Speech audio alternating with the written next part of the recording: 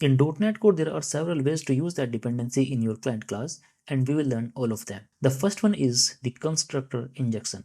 Second is the property injection. Property means the getter and the setter, so sometimes we call it setter injection.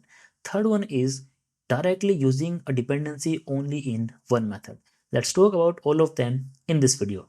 To learn this concept better, I have created this web application, and in this application I'm using again the same concept that you were having earlier in the previous video. So we have this users controller and we have our service. We have basically one service, which is this email service, and this time I'm not passing any parameter over here. I want to keep it very simple.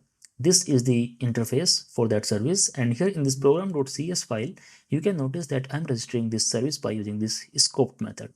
We don't have to worry too much about this scoped transient or whatever is there. We have to learn the second part in this video. The second part is how do we use this dependency in this client class. What is the client class in this case? This time I want to use this email service dependency in this user controller. So this user is the client class for my dependency. Okay, first is the constructor injection. Let's talk about that. So constructor injection is quite simple. Here we can use this email service, and here if you will write your basically name, and this time here you can get the data. So this concept is called as constructor injection. Did you notice one more thing? What will happen if I'm having more than one service and I want to use both of them in this controller? Let's talk about that also. So for example, inside this services folder, let's create one more service. So here I'm writing this iGift service. This is a very basic interface over here. The name is this iGift service, and it has only one method, which is send gift. Let's create a class over here for this iGift service. So I'm going to again right click over here, add a new file, and like this, use the .cs, and let's write the code over here. Here I'm implementing the same send gift method that is coming from this iGift service, and a very basic message is there: gift sent successfully. Now let's register this service in our program.cs class over here.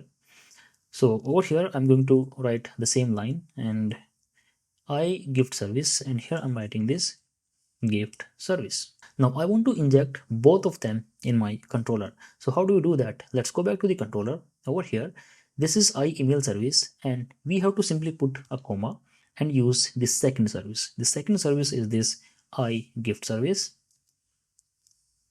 By using this approach, you can inject as many services you want in your class. Now I want to use that service also. So how do you do that? So for example, here I'm writing this gift. Let's combine the result over here, and this time here I'm returning both of them.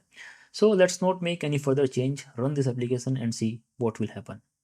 You can notice that this application is running on this 5296 port over here, and let's use that let's use the route, and you can notice that we are getting the message from both the services. Here it is email sent successfully from email service, and this is the message that is coming from the gift service. This is how you can use more than one service in your class. Now let's talk about when should we use this constructor injection. Whenever you want to make sure that all the services that you want to inject over here are available or needed for almost all the methods in your class, then you can inject it over here. Second, the most important concept is the immutability. If you are injecting your dependency in the constructor, then you can make them immutable. How do we do that? To make them immutable, you have to do a very minor concept over here. So you have to basically set them in the read-only field. How do we do that? So here I'm writing this private read-only iGift service, and similar to that, let's do like this. And now I can assign my services over here. This is also the concept of the primary constructor. Now this is the gift service over here. Now let's update this name over here. This is my gift service, and this is my email service. Now because of any reason, if I want to set some other value over here, let's just see what will happen. So here I'm writing this gift service is equals to new gift service. If you will hold your mouse over here, immediately you can notice that you are getting this error that this is a read-only field, and you cannot set some other value over here. As I discussed, there are three ways for the injection type. This is all about the constructor injection. In the next video, we will talk about how to inject our service by using the property, which means the setter. Let's talk about that in the next video.